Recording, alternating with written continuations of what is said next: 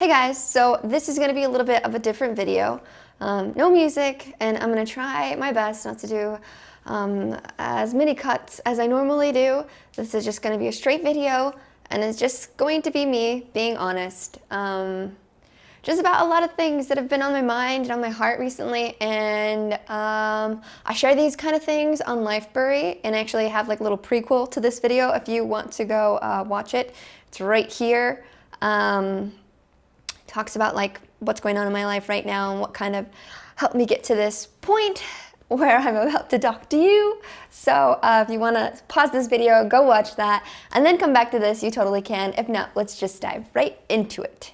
So I wanted to make a video where I talk a little bit about kind of my YouTube journey, similar in a way to how I've done my Draw My Life, but a little bit more in depth, just talking about YouTube, how I got started, where I'm at now, and what I want to do moving forward. Because if you've been watching me since I got started, like, oh my goodness, what a roller coaster this has been.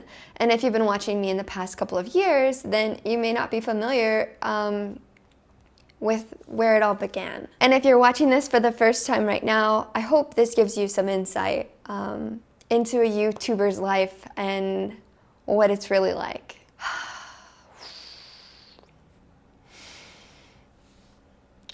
I don't know why this makes me nervous.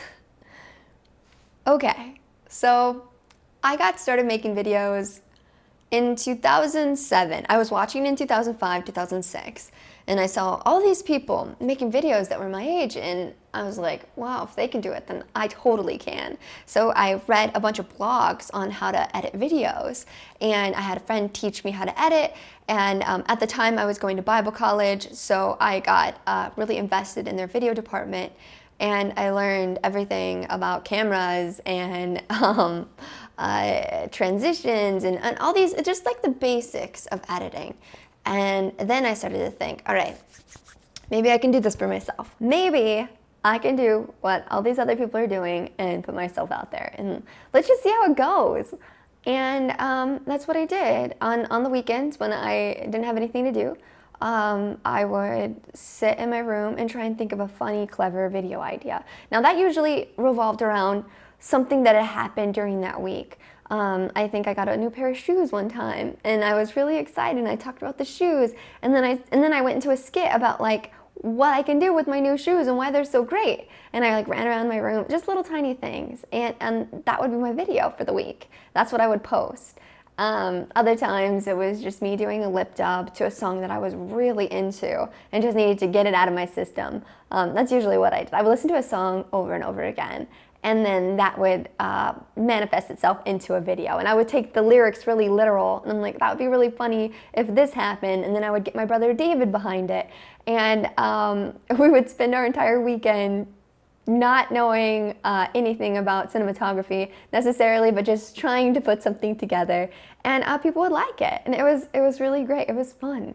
And then people started commenting on my videos out of nowhere from different parts of the world, because then I could look and see where people were commenting from, and I'm like, what? This is insane. I haven't done anything to expose myself to these people other than just upload a video, but they're finding what I'm posting and they think it's funny. They think I'm funny.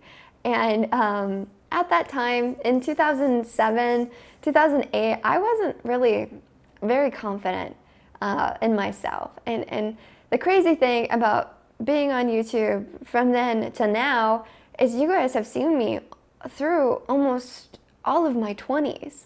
I'm 28 now, and you got to see me grow.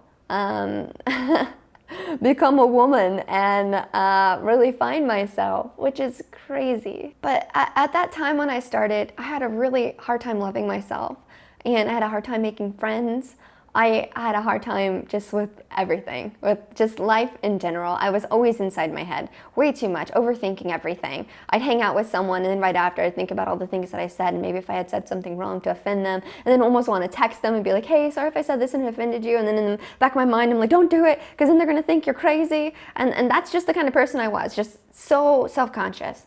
And I started uploading to YouTube, and there was no need for explanation. There was no need to try and protect myself or save myself from an excuse or a situation that may have happened. I was just myself.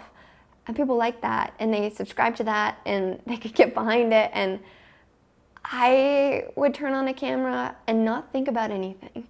I would just think about how fun it was to make something, to be silly. And I started getting a little bit more brave about who I was and what I thought was funny, and not having to be so apologetic about those kind of things. I think I had my brother jump in a dumpster one time and dance behind me, and a thought in my head popped up like, well, people are going to think this is really stupid. They're going to think I'm an idiot. And then I was like, you know, that's okay. If they do, then that's fine, because this is really funny for the video, and that's kind of my humor anyway. So if they don't like it, then like, they can leave. And that started becoming my attitude. Like, yeah, this is who I am. This is what I think is funny. If you don't like it, you don't have to, because it's me, it's my life. Naturally, as all great things do, they evolve and get better. And Google had bought YouTube, and everything changed. It became a place where you can make money. You can become a partner. You get invited to these fancy parties and events, and the community quickly started changing. Where we felt like we had a grasp on what was happening, all of a sudden Google would change the YouTube page, you know, the home page, and you weren't getting featured like how you normally were. You'd have to be a part of something where you paid to get featured. And in the beginning, YouTube would handpick their favorite videos like from that week and post them on the front page, and that was the best way to get exposure, because you would constantly get new content and new people to subscribe to and get introduced to new personalities and new channels. Now it's very different. They got to make money somehow, right? So I guess it's not so much about the content that people are creating, but it's like the business plan behind this, the marketing strategy for what we can push and what we can sell, and whatever the algorithm has figured out. And this was a turning point for YouTube, because we saw a lot of people who had gotten started in the very beginning drift away, because it started changing, and either you buckled in and you went along with all the changes and let YouTube kind of slap you around, or you left, because there was no way to fight it. It was hard to create and still be exposed to everyone that you were once you got started. Subscribers started to become just as hollow as anything else. Those numbers didn't ring true anymore like they used to. So you could have 500,000 subscribers and only 5,000 people watch your video because you didn't adhere to the correct data entry in the algorithm or whatever. It was no longer about how you created, but how you sold yourself. And saw a lot of really good, talented people leave the scene because, I don't know, it's a weird game to play. And it definitely puts you in a different position where you start questioning the way that you do things and how you're doing it. And I was one of those people that I wanted to buckle in. I was like, okay, I'm gonna do it. I'm gonna buckle in, I'm gonna go for it. Let's see where this goes. And luckily for me, I had the music videos that I would do. I worked with Sony and Universal and Warner Brothers and Atlantic, and they would send me songs, and I would listen to the songs, and I would try and figure out like which songs I liked the best. Then I make a music video to them and push the song, and sometimes it would help the song climb the charts or even push them to radio. We helped Owl City with his Vanilla Twilight song right after Fireflies had came out. That was a second single. So that's something I had done in collaboration with them. Did a lot of stuff for He Is We. Those were little things that definitely helped me stay relevant because I was on top of the newest music. And then it also helped because that artist would share my video with their fans, and then I would kind of gain more subscribers that way. So it was almost like my organic YouTube feature system that I had created. And then that was really fun until like things like Vivo came around, and they did that, and they didn't need me. And I was like, yeah, it was weird because at that time, YouTube wasn't really a place for music videos anymore. It was a place for like daily vloggers, and we were seeing this huge rise in makeup gurus. That was becoming a thing. And I'm sitting there, lip dubbing and thinking like, whoa, whoa, where's my place in this community if I don't do lip dubs? And put all this time into a video and I'd post it, and it just wasn't people's thing anymore. It was a 2008, 2009 thing. So I had to start kind of thinking like, well, I used to like doing skits, like maybe I can go back to that, or maybe I should start vlogging. I remember the time when it finally hit me that I have to stop making music videos because, for one, it's just promoting someone else's brand constantly and not really uniquely creating something for myself. It also was really tough to sell to brands because it wasn't something that was like unique to myself. It wasn't my own IP. It was something that I had to collaborate with someone else in order to achieve a certain amount of views. So I had to kind of dial it back and be like, okay, what's unique about me? What can I offer? What's good about what I do that's just me alone? And that was tough because by that time, there was all this pressure. It wasn't about making videos anymore for fun. It wasn't about turning on the camera and just being myself and not having to worry about who would see it or what people would say. And by people, I don't mean you. There's this other level of people that, as a YouTuber, you have to worry about, like brands and like people who may potentially want to represent you. And that would play through my mind because I couldn't just be myself anymore. I had to fit some mold, and maybe there was, elements of myself, a foundation of who I am, but it was still very scary because it wasn't what it used to be. And that was tough. That was around 2011, 2012 when YouTube stopped becoming a place where I felt like I could really just create and be myself, and it started to become a place where I had to kind of survive. When YouTube changed the algorithm in 2012, you saw so many people just leave YouTube because there was a point of no return. Like, you were gone, you were done. And unless you had that, oh man, unless you were on the other side of that algorithm where you were safe, where you were bringing enough views on your own and pushing enough traffic, like where you cleared it, even then, those people who were really, really on top of their game, they took a huge hit. Their views got dropped in half. But for someone like me, when that happened, I lost my entire audience. I still to this day get comments from people who are that are like, whoa, I don't know how, but I thought you stopped making videos. Somehow I'm unsubscribed to you because all this stuff messed up. YouTube changed the algorithm, said it was going to be for the better, but honestly, it was probably the worst thing that could have ever happened. You can talk to a lot of creators and they'll say the exact same thing. It's just a mess. But I mean, that's what happens when you're on someone else's platform and you don't have a choice. You're just a test subject. This whole culture that was created around YouTube was created by people like myself and my friends who just wanted to post something so that it could be seen. And when other companies get involved, they try and find ways to make it better. But I mean, stuff gets messed up when you do that.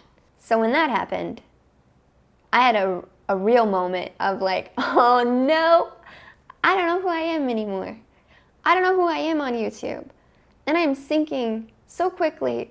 And I remember during that time, I would text people and be like, hey, you want to hang out? And then it started to become a thing where this was in 2012. So this is right when I moved to LA and I got a good dose of what LA is like. And when my views were down, all of a sudden those people that were always around, they're not. Because I had nothing to offer them, unless I could be in a vlog where I was, helping their video in some way. If I wasn't doing that, then what purpose did I serve? It's a very interesting place. There are good people here in LA, but there's a good chunk of nasty people too that you kind of have to get some really thick skin to be around, or else you take it very personal and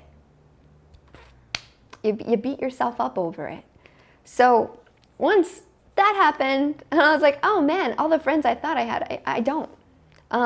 Once that happened, I realized I didn't know who I was. I didn't know what I was doing. I had just gotten to a relationship too for the first time in 5 years. And I was a mess. I was looking for someone just to care about me and to feel that love because I couldn't feel it for myself. And I was feeling the weight of the world on my shoulders and knowing that I had left Modesto, saying I was going to be something, big dreams and hopes, and I was about to return back home because there was nothing left for me here in LA. And I wasn't tough enough to be out here. If I get my feelings hurt by people not wanting to hang out or collaborate with me because my views are low or because I can't offer them something, then why am I here? And why am I letting those people have such a huge part in my life? Because they're not good people to begin with. So all these things going through my head. And then obviously I've told this story a lot, but Joey asked me if I wanted to go on the Amazing Race with him. And honestly, Joey has been the best.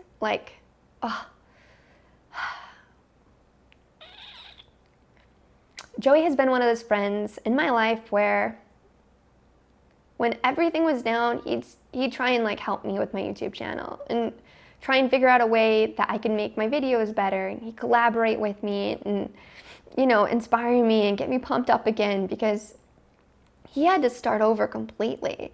And when he started over, he did his vlogging channel, and it was tough in the beginning because his videos wouldn't get as many views as Winter Spring Pro, but he was consistent and he stayed on top of it, and that got him to where he's at today. And when he saw me drowning, he always lent out a hand. He always tried to help me, and even still to this day, which I'm so grateful for. It's good to have good people like that in your life who don't give up on you and can see where you're headed even when you're in dark times and you can't.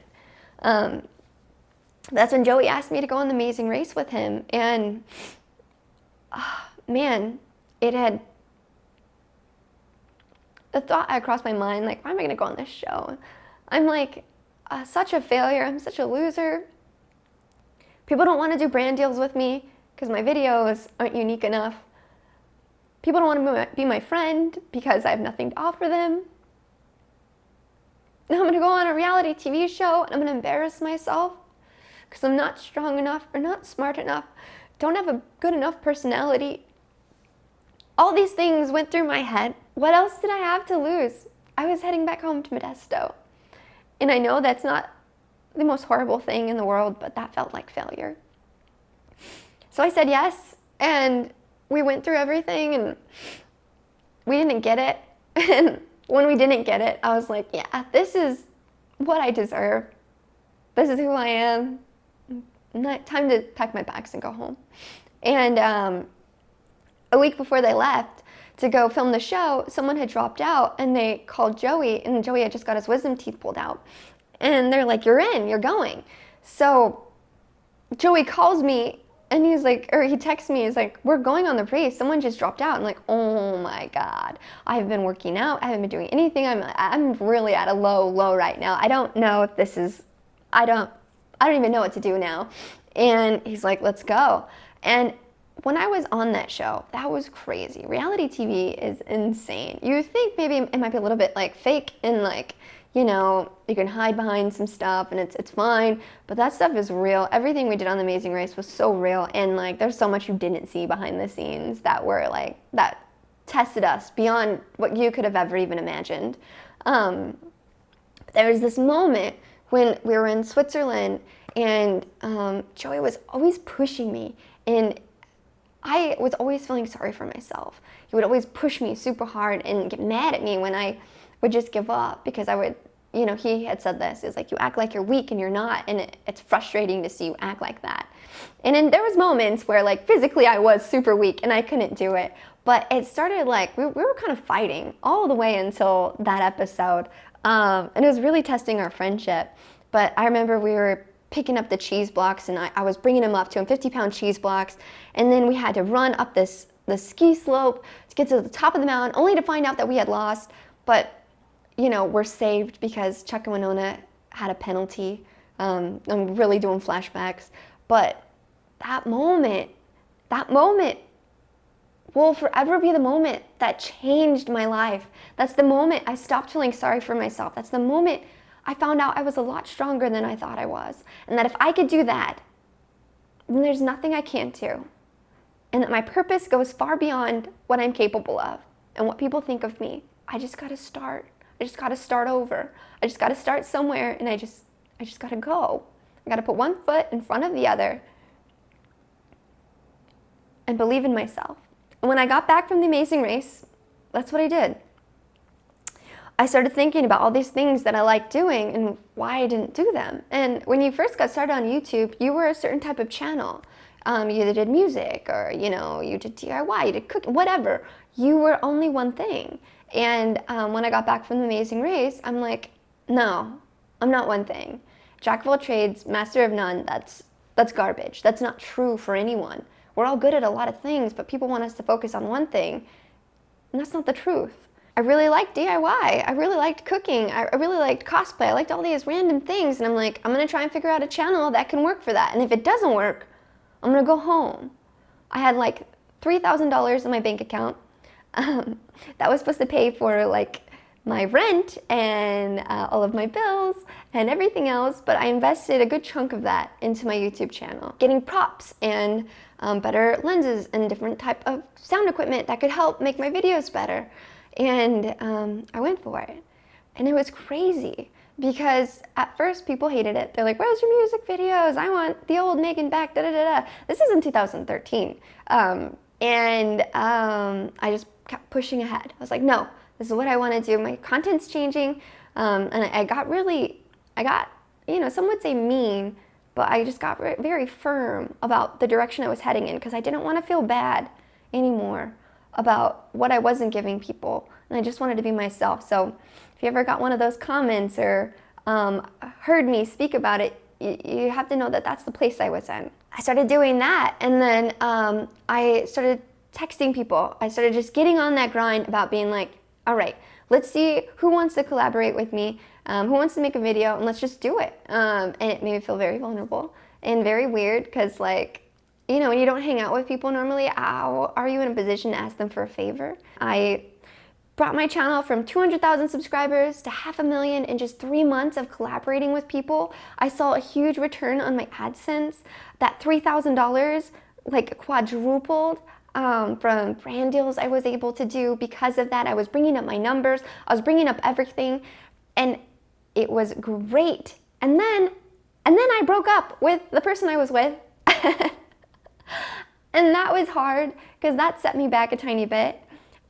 We broke up the week I was going to release my 5 shows a week, Monday through Friday. Before then I was only doing Monday, Wednesday, Friday. So I went with a full-on new schedule, and we had broken up. And that crushed me a tiny bit because I cried so hard. I ruptured a tear duct, and makeup got in it, and it got infected. And I looked like Quasimodo. It was the worst. And I couldn't really film too much because I wasn't filming ahead. So that was a little bit of a setback. But at that point, there was nothing that could stop that fire that was in my belly that was telling me that I could do it. That I just need to keep pushing ahead. Don't be sorry for what you have to do. Just go. Just get there. Just run. And don't let anyone slow you down. And I left for the Amazing Race again, and we had a new wave of interns. This is when I wanted to start investing in people too. I think a lot of people think when you think of interns, you think of people that you want to hire for free and just have them work for you just because, and that's that. But when I thought about hiring interns, it's like, yeah, we do have a lot of work and we need a lot of help, but it's also a way to invest back into people and help them get wherever they need to be because everyone deserves that chance. And YouTube started becoming a more credible thing, and to be able to be a channel that could do that for someone, that meant a lot to me. I don't want to just be a YouTube channel. I want to be someone who's investing back in the community and teaching people how to be their best on YouTube, or how to edit, or how to do a thumbnail, or the best marketing strategy for uploading their videos, stuff like that. That's the kind of YouTuber I wanted to be, and that's why we did the internship. And then in 2014, we did 4K content, and I put a bunch of money into my shows because what had been happening in 2013 is I would go in for these meetings with people, and I'd try and pitch to them a cool show idea that I wanted to do, but it would cost X amount of dollars, and we were going to them to hope that they would want to fund it.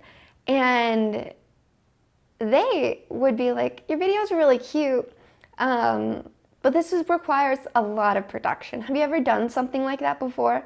And I'd be like, no, but I'm sure I can. And they would laugh at me. Like, it was just such a joke. I was such a joke. And it got me mad. Like, why aren't these people taking me seriously? And then I started thinking, the only thing they have to reference is what's on my YouTube channel now.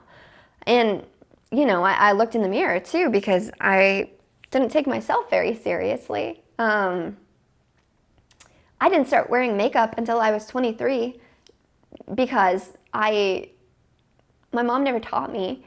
And anytime I tried, I felt like I looked like Mimi from the Drew Carey show, or just like, or Miss Piggy. I just felt like I just didn't look very pretty because I didn't know how to do it. And maybe I just wasn't one of those girls that knew how to do it. And I didn't want to keep trying because what if I couldn't do my makeup? What if I wasn't, you know, feminine enough to figure out my own makeup? And that would make me feel like less of a girl. So I never tried. Ingrid actually took me shopping one time to pick up some makeup. I don't think she knows this, but she like really helped me pick out all of my makeup that I still use to this day. Oh my gosh, I'm so crazy.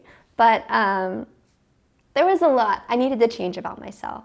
Not only could I just talk the talk, but I had to walk the walk. So I had bangs for the longest time, right? And I liked my bangs. I loved my bangs. They were something I kind of hide behind. And it was my signature thing. You remember me, I'd have my like little bangs and my headband. It's my little emo thing. But when I would go into a meeting and people saw my bangs, it would make me look really young.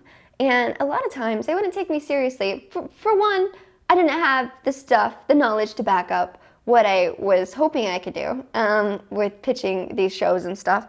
But for number two, I looked like a kid and I didn't dress appropriately when I went into these meetings. So I was like, all right, whatever I gotta do, maybe I gotta do crazy extreme makeover to start telling people like, hey, I'm in business. This is what I'm doing. This is my brand. This is where I'm going. This is where I'm headed. If you don't take me seriously, then that's your loss. And maybe I started taking myself a little too seriously because I felt like a lot of people didn't. But I grew out my bangs, I dyed my hair, I started wearing a lot more makeup, and as silly as it sounds, I even lost a lot of weight. Everything started changing. I invested a good amount of my money into all of these productions, and I would email these brands and be like, hey, we're doing this thing, do you want to collaborate? And they wouldn't even pay me. This was just, they would send free product. And then I would integrate it into my video just to show all these companies like, hey, this is how your brand could fit in my video. And hey, I'm a businesswoman. I can set up these kind of deals. We can collaborate and work together and promote each other in a unique way where it doesn't have to be hashtag ad, hashtag brand deal, hashtag in your face, I'm selling you something I don't believe in. It could be something more than that. For the past 2 years, that's what I've been doing. Working so hard to prove myself to all these people that, hey, I may not have all these subscribers or views that everyone else does, but I have a really good team of people that can create really amazing stuff. And we have good ideas. We have great ideas. All of the shows that you've seen on Strawberry 17, they go in a deck, and we pitch these to people because I know it may be a little bit hard for you to watch those kind of videos on my channel and remember what I used to be and see them now and be like, this just feels like so corporate, like some sort of like network. But YouTube has become a place for me to showcase what I'm capable of to people. And that has been great. It's been awesome. It's been amazing because now I'm not hustling so hard to try and prove what I can do. People have seen it. They know. I've shot on everything from an Alexa to a Red to a Dragon to all the different types of Sony and Canon cameras there are. I've gone in and done like budgeting for everything pre-production. We've created over 30 shows that companies could look through and be like, oh, hey, this is really great and super well thought out, and this is how much it is per episode. And we have analytics and data that go into each show, which not a lot of people have. We started doing this 2 years ago to prove to people that we're more than just a YouTube channel. When I say we, you know, you guys are a part of that too. I changed from just being me by myself to Megan in the Strawberry 17 team, because the only way I can get where I need to be is if I am a team. And honestly, that makes me happy. I like being a team. I like being a boss. I like overseeing people. I like investing in people. I like building them up and helping them become better in whatever field they're in. Like, I like that. That's just kind of who I am. I've always been that kind of leader. So thank you for letting me do that, because if I hadn't done everything that I did over the past 2 years, I wouldn't be here. I would be back home in Modesto. But now that I'm here and you've seen all my shows, we're now in this interesting place, YouTube. Guys, you watching, we're in this interesting place where shows like Cute, Something New, The Nerdy Cooking, Happy Hour, and Kawaii Cooking, they're shows. We've built them out nicely. I mean, did you notice the production level of Cute? That we had dialogue, we had Grandma, we had Sarah doing the DIYs, and those little homes that we would put the stuff in, those are dioramas. Those are to-scale dioramas that we would put little things in. We had like 15 of those. We've built a whole web series around those shows that works within it. It's insane what we've been able to do because you guys let us try. Although it wasn't what you had originally subscribed for, you hung in there. So thank you. Thank you. You will never know how much the past 2 years have meant to me. It's been a lot of blood, sweat, and tears. I have worked harder the past 2 years more than I ever have in my whole entire life. And although it felt like sometimes I wasn't here on my channel, I am always working. And that's the tough thing about YouTube is if you see someone not uploading videos, it seems like they're not here. Like, where are they? What are they doing?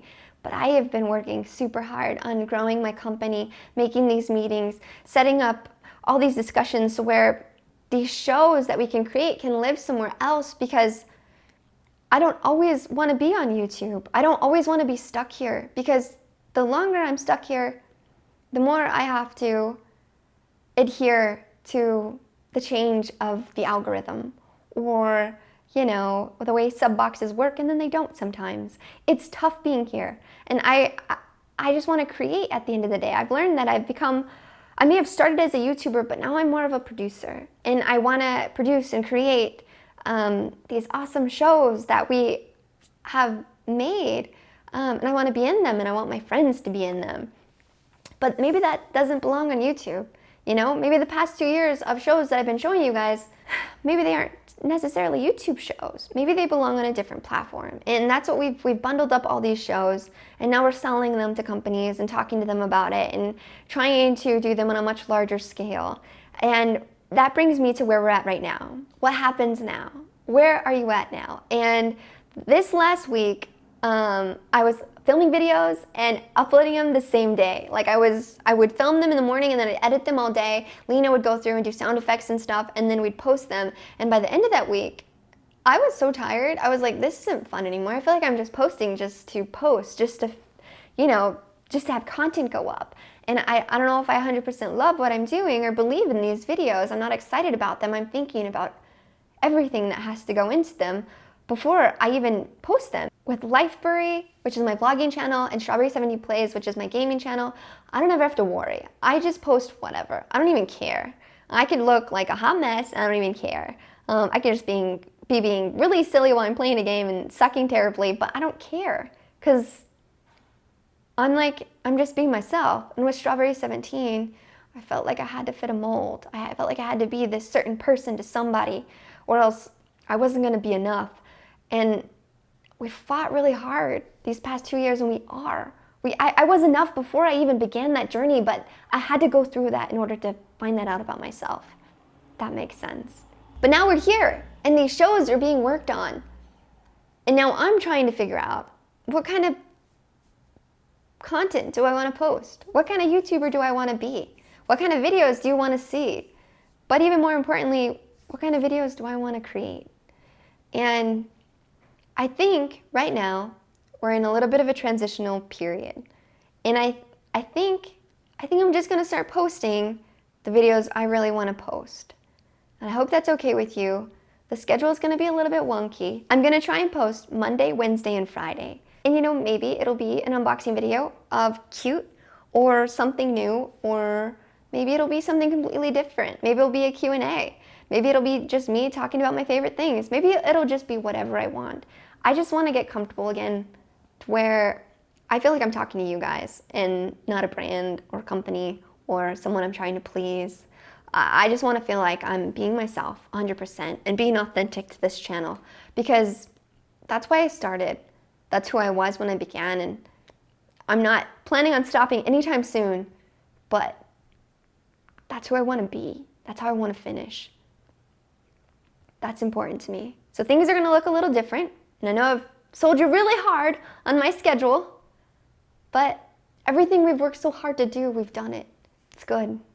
Where we're at is good, and I'm so grateful. Now where we're headed next, you might see some of these shows get made, and they're gonna look really professional, they're gonna look really awesome, and maybe they do live on YouTube. Maybe they go up and they look incredible, and you're like, oh yeah, those are the shows that Megan was talking about. And you could be excited because you helped make that happen.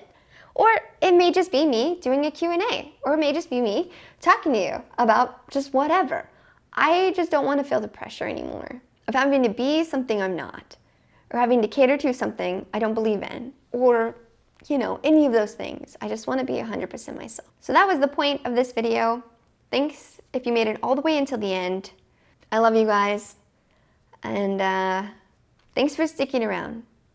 This isn't easy. I know a lot of people try and act like they know what they're doing with their life, and I think as a kid, you see these adults doing that, and you're like, wow, they really have their stuff together. But then when you become an adult, you're like, oh my gosh, I'm them, and I don't know what I'm doing at all. I'm just trying to make sure whatever it is that I do my best, and I believe in it. Or at least that's the way I think.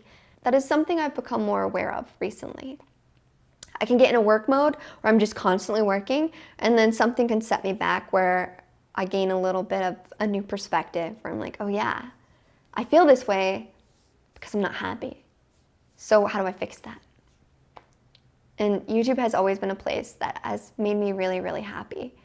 Now I just want to make sure I'm being 100% who I am. I don't want to be like commercial Megan when I turn the camera. I'm like, hey guys, welcome to this. And I'm not myself. I just want to be me. I just want to be myself, no pressure. So whatever that looks like, that's what it's going to look like. And that's what you're going to get. So if we have more heart-to-hearts until I figure this out, then that's what it's going to be. And I hope you're okay with that. I am. And that was the point of this video. Feels really good to get that off my chest. No, it was a lot of explaining. Hopefully it helped. Well, I gotta go catch a flight because I'm headed to San Francisco for a secret event that you'll find out about, I think, later on this week. But thanks again for listening. Thanks for hearing me. I love you guys. I'll see you later.